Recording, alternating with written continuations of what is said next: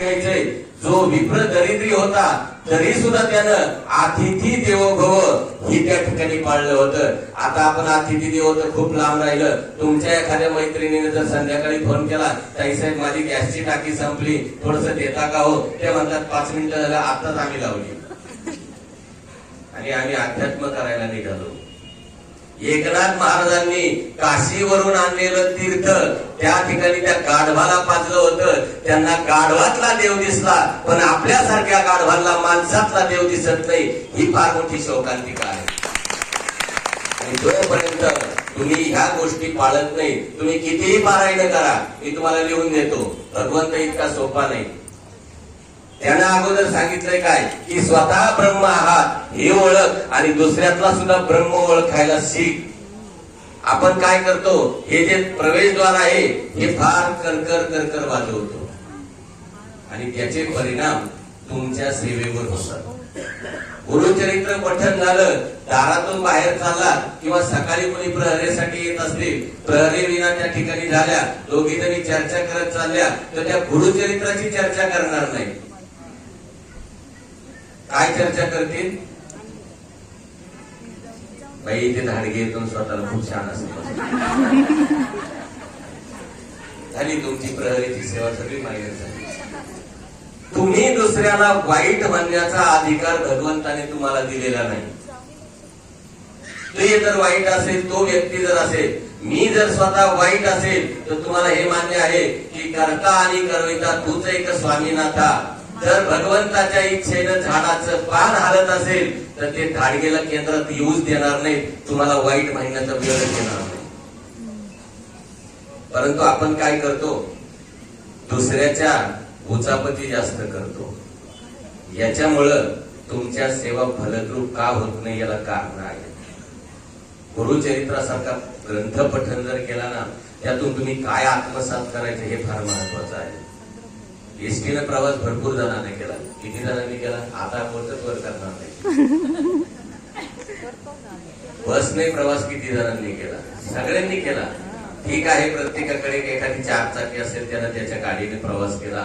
परंतु जर बसमध्ये जर बसलात आणि पुण्याला जर तुमचा प्रवास असेल तर ताईसाहेब दादासाहेब केडगाव सोडल्यानंतर लगेच ड्रायव्हर वरती विश्वास ठेवून छानपैकी झोपून जातात. जो ड्रायव्हर ओळखीचा नाही, ज्या ड्रायव्हरचं नाव माहित नाही, त्याच्यावर इतका मोठा विश्वास टाकून तुम्ही निद्राधीन होता. आणि हे ब्रह्मांड नायक तुम्हाला मला चालवतंय, त्याच्यावर तुम्हाला विश्वास टाकायला जमत नाही. ही फार मोठी शोकांतिका आहे. अनोळखी ड्रायव्हर वरती आपण इतका विश्वास टाकून आपलं जीवन त्याच्या ताब्यामध्ये देतो आणि शांत चित्ताने आपण झोपी जातो. मग ज्या ठिकाणी त्यानं मला तुम्हाला निर्माण केलंय, अजून काय पाहिजे हो तुम्हाला, अजून काय पाहिजे आयुष्यामध्ये. तुम्ही चालत येता, मुखानं बोलता, हात वारे करून बोलता, याच्यापेक्षा तुम्हाला अजून कुठली मोठी संपत्ती भगवंताने द्यायला पाहिजे. तरी सुद्धा आपलं मोह संपत नाही. एक आजीबाई होत्या, रोज भगवान शंकरांची सेवा करायच्या. रोज जसं ते दादा आता झाडून पुसून घ्यायचे, तसं त्या ठिकाणी त्या मंदिरामध्ये शिवालयामध्ये त्या रोज झाडून घ्यायच्या. त्या बाहेर निघल्या की एक गाडीमध्ये एक आजीबाई यायच्या. त्या फक्त गाडीत येत आहेत हे त्या आजीबाई पाहायच्या.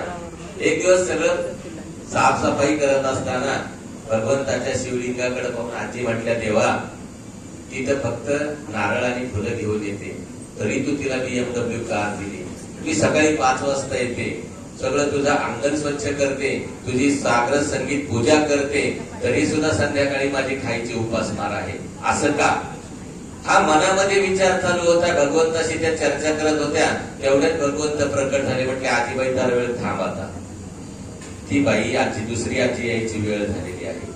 मग ती आजीबाई एका कडेला उभी राहिली. ती आजीबाईच्या दुसऱ्या आजीबाईची BMW कार आली, त्याच्यामधून आजीबाईचा ड्रायव्हर उतरला, पाठीमागच्या डिकीमधून त्या ठिकाणी व्हीलचेअर काढली, आजीबाईला त्या व्हीलचेअरवर बसवलं, शिव मंदिरात नेलं, आजीबाईने बेल पुष्प वाहिलं, नारळ अर्पण केला, ड्रायव्हरने पुन्हा गाडीमध्ये बसवलं, आजीबाई निघून गेली. भगवान शंकरांनी म्हटलं, आजीबाई तुलाही मी BMW कार देतो, परंतु तुझ्या 2 पायाचा 1 पाय मला द्यावा लागेल. आजीबाई म्हणली, देवा ही जी धनसंपदा दिली ही माझ्यासाठी खूप पुष्कळ मोठी आहे, मला अजून कशाची अपेक्षा नाही. आपली सुद्धा अपेक्षा संपतच नाही. मुलाचं लग्न झालं किंवा मुलगा झाला की त्याचं शिक्षण, त्याच्या शिक्षण झालं की त्या ठिकाणी सुनबाई झाली की नातू झाला की अजूनही अपेक्षा त्या नातवाचं लग्न झालं की अजूनही लगेच पुन्हा नातू पाहायची इच्छा असते. इतकी कुठे अपेक्षा असते का? कुठेतरी मर्यादा असाव्यात. ड्युटीवर जायचं असतं त्यामुळं आपला आपण जे